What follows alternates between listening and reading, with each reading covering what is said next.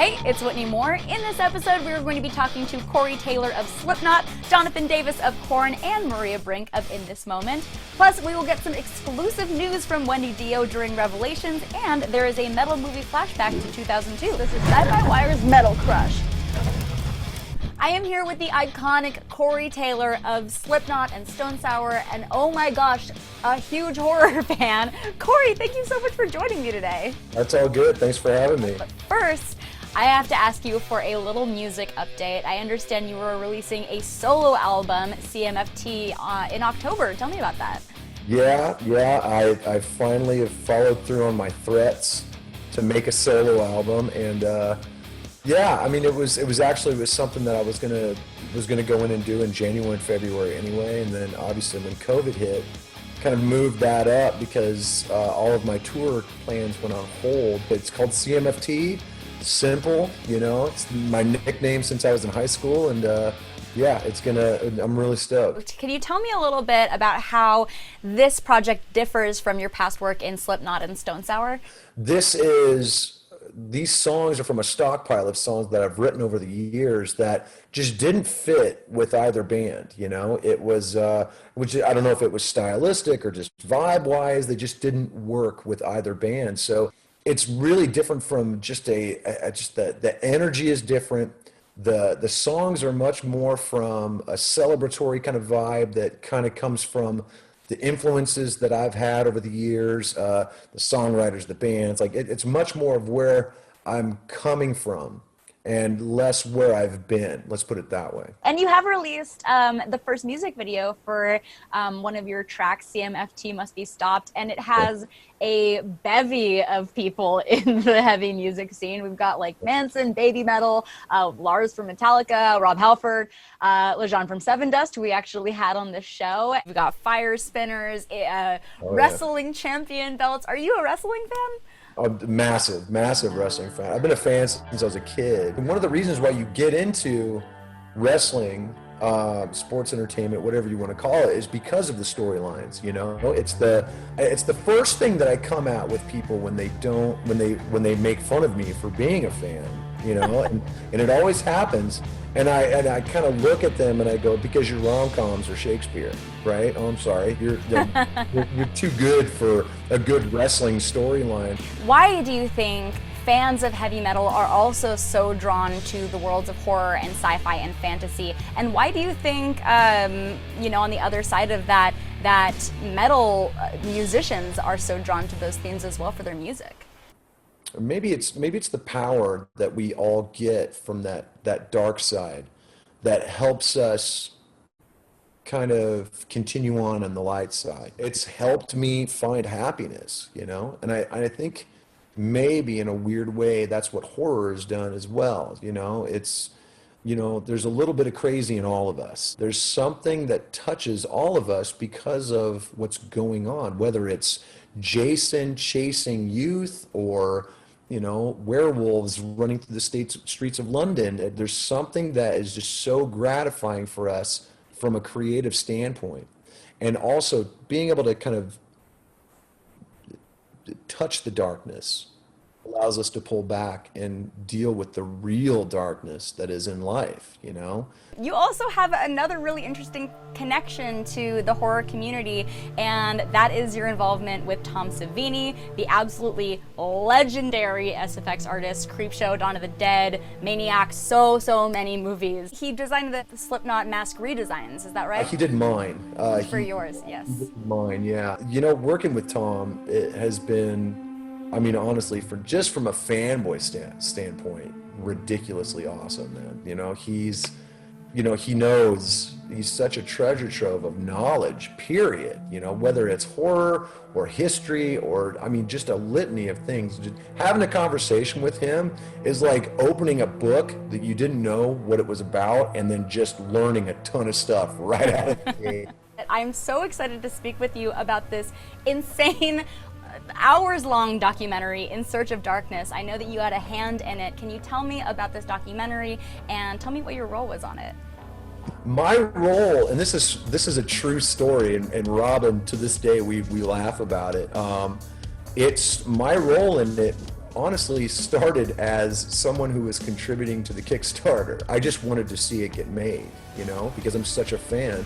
So I contributed, and I contributed to the highest tier, which meant that I could be interviewed for the thing. And I didn't tell them who I was, and they were like, so I get this email back saying, you know, tell us a little bit about yourself and why you like the genre. And I seriously wrote, well, my name's Corey Taylor. I'm the singer for Slipknot and Stone Sour. Dude, that's so wild. Within 30 minutes, I got a personal email, and they're like, dude, what the hell? Yeah, I know, right? I mean, and the rest was history, really. And so much so that they've asked me to be a part of In Search of Darkness 2 and In Search of Tomorrow, which is their 80s sci-fi documentary. Can you tell me some of your favorite sci-fi movies? I grew up embracing the darker side of sci-fi, you know, so you had stuff like Aliens, you had stuff like The Terminator, you know, all of that stuff, Blade Runner, the stuff that really kind of pushed the boundaries. But then you even had, you know, the obscure stuff like Hardware. If you start with 80, there's The Thing, which is kind of sci-fi horror. There's you know, Star Trek II, The Wrath of Khan. You know, the end 2/3 of the Star Wars trilogy. There's Enemy Mine. Enemy Mine. It's such a criminally underappreciated movie. And it works on so many different levels. There's a socio-political bent to it that really it rings true today. And yet there's like the effects are incredible. Dennis Quaid is great in it. You can't even tell that it's Louis Gossett Jr. in the other, you know, the co-star role. It's fantastic. Like I can't say enough about that movie. It's one of my favorites. Personally, I really romanticize the days of having a physical copy, especially VHSs, because they're nice to hold in your hand. Do you think, are you a collector, first of all, and also do you think that there's something more valuable about holding a physical piece of media? I'm one of the worst collectors on the planet. Like comics, movies, I have over 5,000 DVDs in my collection. Wow. It's stupid. Yeah. I think that makes you the best collector. This is a real issue, okay? Like, I already have no room in my house for any of my stuff. I'm still trying to sort out some real estate for all my movies. When you're a collector, there's a real mindset that comes with not only holding the physical copy, but the search. The more time you put in looking for a certain title and looking for a certain copy, the more you're going to be able to look back on that fondly. And then when you have it in your collection, you look at it and there's a story attached to it, as opposed to digitally downloading something. You just go and done. It's just, there's no story about that. It's like, well, how'd you get it? But that's what I did. I'd love to hear from you about contemporary horror. What has been something that you've liked that's come out in the last, let's say, decade or even 5 years? In the 80s, you know, horror movies cost like $1, you know? And that's why they made tons of money, is because they didn't cost a lot to make. But that forced the creative process. That forced people to think creatively and really treat things differently, because you had to stretch the money to fit the vision, you know? And they kind of flipped that for a while, but I feel like that's starting to come back. I mean, Wolf Cop is one of the funniest, coolest movies that I'd had seen in a long time. And it looks like it cost $1.50, you know, like but it's so full of talent and creativity and fun that you don't care. You're like, who cares how much it cost? I'm sure it made it back and then some. And to me, that kind of parallels the heavy music scene. When you look at like the DIY punk movement and you look at heavier music, so much of it is DIY and so much of it is low budget. And I really think that those two things go together so perfectly. I mean, it's word of mouth, really. You know, our genres are held together by the underground, by word of mouth. Our genres consistently overcome and we survive trends that ebb and flow. specifically because we love the genre, specifically because we're dedicated to the genre, specifically because we're dedicated to the people who have the creativity to think outside the norm and bring us something special. You never know what you're going to get with that stuff. Corey, you've been such a delight to speak with today, and I would love to just give you the floor if you have anything that you would like to pass on to sci-fi fans and Slipknot fans, and anybody just trying to get through these crazy times. I guess my only message would be just hang on. We're all in it together. It's a crazy time, but historically, we've seen it before. We'll probably see it again. But as long as we continue to do it correctly, do it smart, do it together, I feel like we will be able to get through this and really come out the other side, understanding more, being a little smarter, and hopefully, the next time something like this threatens us, we can better be prepared, So don't give up hope, and if all things go the way I hope they will, we will see you next year on the road. Yes, wise words with a positive spin. I love it. Thank you again, Corey. You rule. Still to come, we've got Maria Brink and Wendy Dio, but right now, let's get into my chat with Jonathan Davis. I am here with the absolutely iconic Jonathan Davis from Korn. Jonathan, thank you so much for joining me today. It's all good. Thanks for having me on. So I understand Korn just released a cover of The Devil Went Down to Georgia, one of my favorite country songs, featuring special guest Yelawolf. Tell me all about how this came to be and how you guys partnered up, and also about the charity that you guys helped out. First, we're all from Bakersfield, so some of us love country music, some don't, but it was just something that we wanted to do. We've been throwing around the idea of doing a covers album for years, so sometimes when we get together, we'll just do a cover. We did it, and last time we did the sessions for our last record, and had the idea of having Yelawolf come on, which is one of our friends we took on tour, and had him come in and do that, and we thought it came out great. So we did it, and we put it out for this wonderful place. Awaken Youth is a home for kids who've lost parents, and it's a girl, Tiffany, Head's daughter, Janaea, went there, and it's an amazing, amazing place, so we wanted to help it out. You guys have released some really amazing music videos in the past, and I wonder, is there any director that you really want to work with that you haven't gotten to yet? Not really. Good. When I get into the video thing, sometimes we come up with cool concepts and we work with directors on it. The other time, we read what the director's vision is for this song, and that's the more interesting part for me. We get a stack of treatments, and we go through and we pick the one that speaks to us the most. So, and I love that approach of just being really open to whatever directors want to pitch to you, and I will keep that in mind when I send you a million pitches for your next music videos. Cool.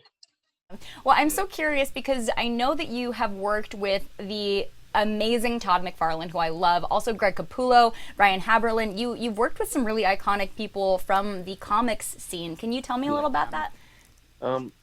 We first worked with Todd back when we did the Spawn soundtrack for the movie, and then when we were doing Follow the Leader, we wanted to do something that was crazy for the artwork, so we contacted him. He was totally down with it, and he came up with that amazing album cover, all the kids falling off a cliff, and he took that cover and animated it for the Freak Unleashed video, so we worked with him a lot. You mentioned that you contributed to the soundtrack for Spawn, and another movie that you created some music for is Queen of the Damned. That was my first solo endeavor, kinda, and whenever I go tour solo, I play those songs live and people just love it.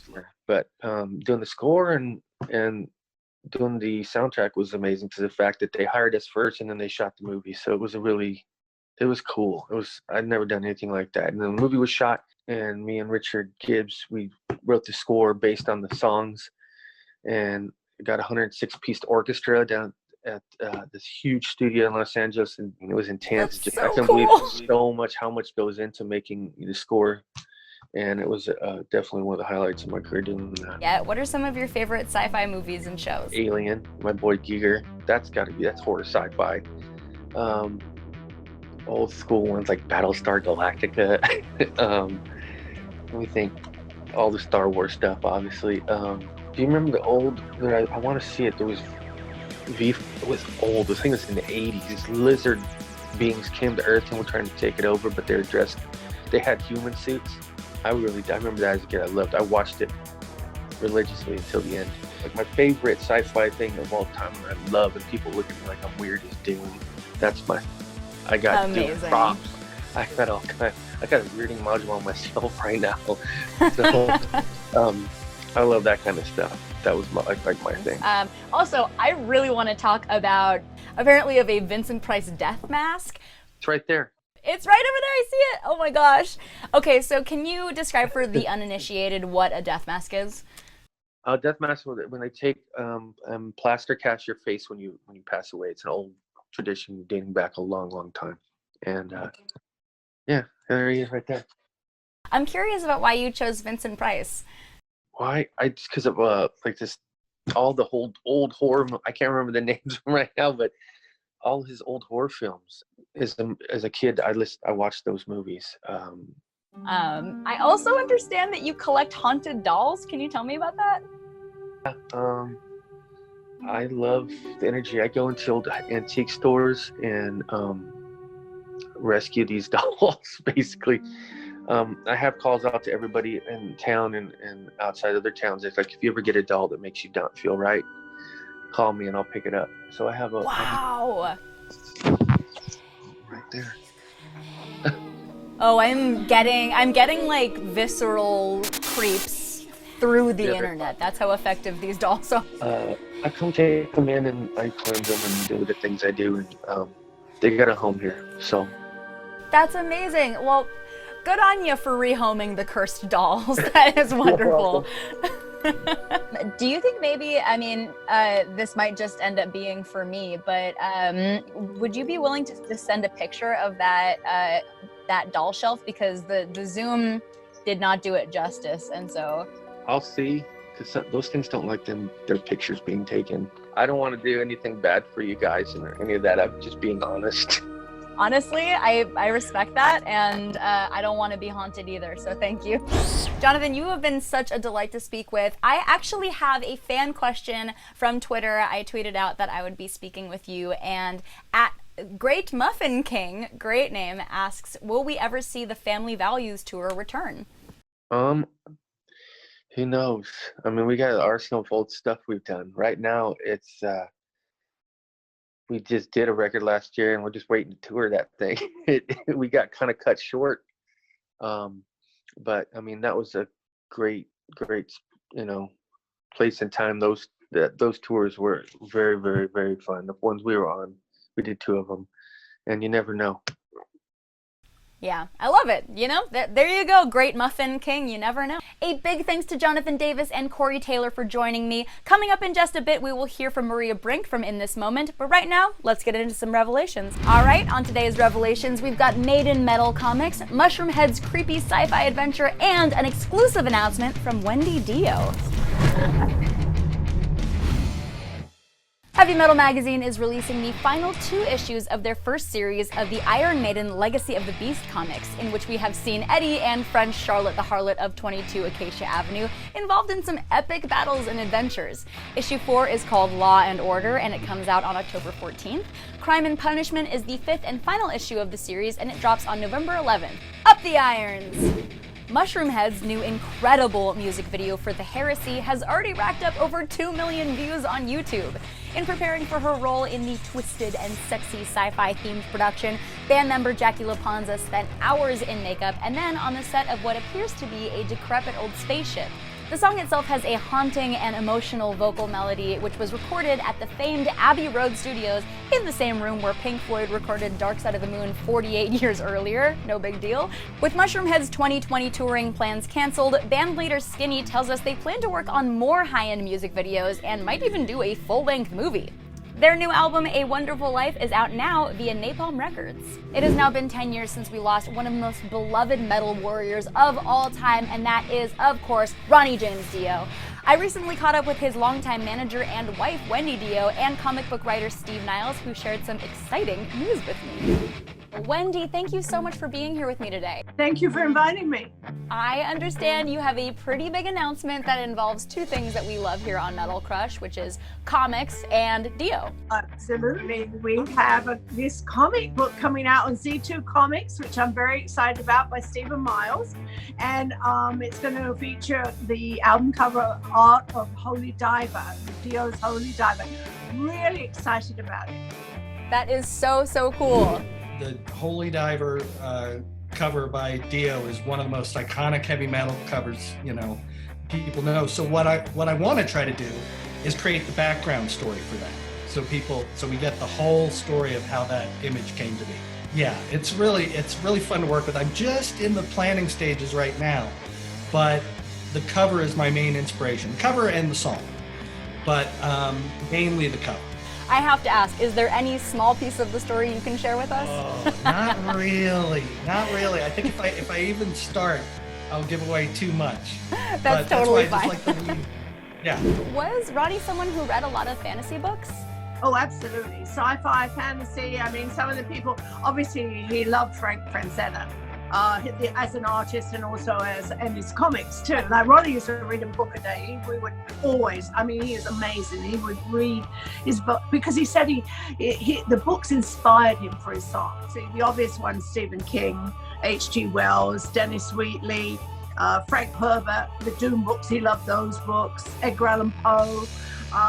And then obviously into the fantasy of like Lord of the Rings, The Hobbit, Harry Potter, anything about King Arthur or the medieval times. Yes, a bona fide fan. There you have it, folks. Ronnie James Dio's Holy Diver, written by Steve Niles with art by Scott Hampton. The cover art is by Bill Sienkiewicz. Look for it in the summer of 2021 by Z2 Comics. Up next, Maria Brink of In This Moment. I'm here with Maria Brink from In This Moment. Maria, thank you so much for taking the time today. I'm so excited to talk with you. Thank you so much for having me. I'm happy to be here. Can you talk a little bit about some of the horror movies that you love? Gosh, there's so many. Like the old school. I love all the old school, originals like Halloween and Friday the 13th and Nightmare on Elm Street. I loved all of the Firestarter. I loved so much when I was a little girl. She was like this little girl setting everything on fire, so it's like, I want to be her. So I think loved all those. And then The Shining is probably up there for me. Alien, I love all the aliens, like especially the first three. Looking at, things that are a little bit darker emotionally gives us an outlet to really have space to just be fuller people and have that, everybody is naturally curious about darker things, and having that outlet is so important to me. You're so right. It's like, I'm actually experiencing it right now because that is my outlet, to go on stage and become somebody else and I have this power. It's like a rush that comes over me and I can just let it all out. And that's what they want me to do. It's crazy. And I can just be powerful and scream and sing and cry and so that's how I release all of my fire. Sagittarius, half Cuban, I have fire to me, and it's like now I'm quarantined. It's so interesting because I don't have this release because my everyday life I'm actually, I'm sweet and I'm not walking around screaming and everything. So I'm trying to figure out outlets to try to get that out. How did you get into horror movies as a kid? And also I'm curious about how you got into heavier music as a kid. Horror movies, I had an aunt and she was 5 years older than me and I was always with her. So she was my babysitter person. So she had me just watching all the horror movies.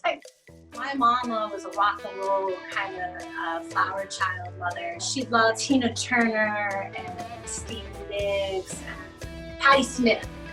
My mom, she has a lot. It was so rebel to me when I was a little girl, like Joan Jett. So my mom idolized them. So I think that I saw all these powerful women and she put that in me. I think that's what got me into believing like I could do that for a living, like, because I'm watching it as a little girl, you know. Looking at Joan Jett and looking at the final girls in horror movies, I see that totally bridged together. That makes a lot of sense. I used to work at DC Comics, and DC is very, very near and dear to me. They're certainly a comic book company that doesn't shy away from darker themed and more adult themed stories, one being Dark Knight's Metal, and I understand that you actually recorded a song for the deluxe edition. Can you tell me about that?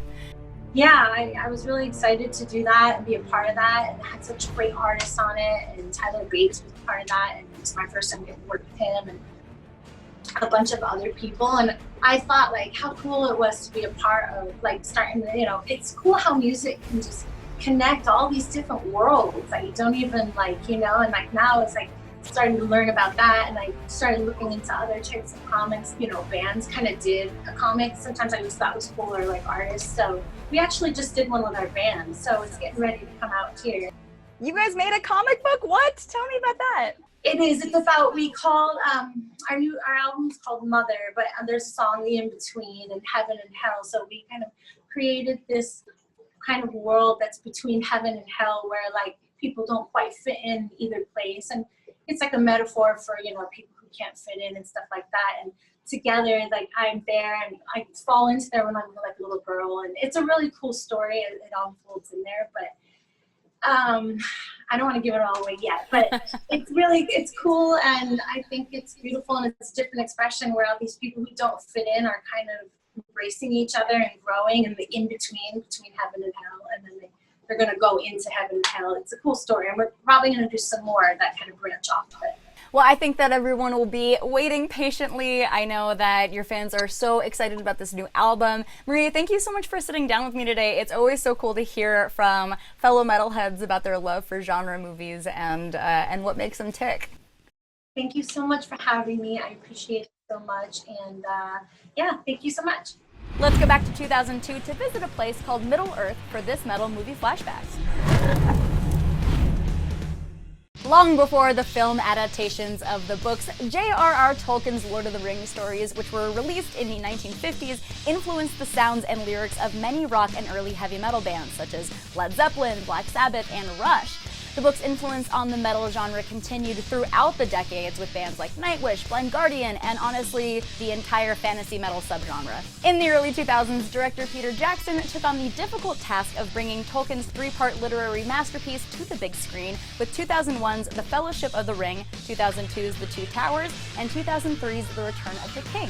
All three movies are insanely metal, but for this metal movie flashback, we're going with The Two Towers for numerous reasons, including the Battle of Helm's Deep, Sauron's most terrible servants, known as the Nazgul, and the Black Gate of Mordor. The cast was totally metal. For example, Viggo Mortensen has recorded music with Shredder Buckethead. Elijah Wood has said that one of his favorite bands is the heavy and doomy Fireball Ministry. Liv Tyler's dad is Aerosmith's Steven Tyler, and possibly the most metal cast member of all, Christopher Lee. This guy's whole life was metal, from once hanging out with J.R.R. Tolkien at a pub to starring as Dracula back in the classic Hammer film. He continued to rock his roles in The Wicker Man and James Bond's The Man with the Golden Gun, and went on to play Count Dooku in Star Wars and Saruman in Lord of the Rings. Then later in life, Lee went full-on metal by releasing his own heavy metal music. He was a big fan of Black Sabbath, and in 2013, at age 91, he told the band's guitarist Tony Iommi, "You are the father of metal," to which Iommi replied, "But you're the one that started it because of the films you did, and that's what influenced us." Amazing. Anyways, back to the 2002 movie. The Lord of the Rings, The Two Towers has metal imagery everywhere, with wizards, hobbits, giants, magic, swords, monsters, long-haired dudes, and a potent piece of jewelry. This is a movie that metalheads know as precious. You get it, because that's what Gollum says. Fantasy is precious to us as metalheads. A big thanks to Corey Taylor, Jonathan Davis, Maria Brink, Wendy Dio, and Holy Diver comic writer Steve Niles for joining me. To hear extended versions of my chats with everyone featured on this program, please check out Sci-Fi Wire's Metal Crush podcast, wherever you get your podcasts from. Follow Sci-Fi Wire on YouTube, Instagram, and Twitter, and while you're at it, follow me on Twitter too, @TweetMeMore. Thanks, folks.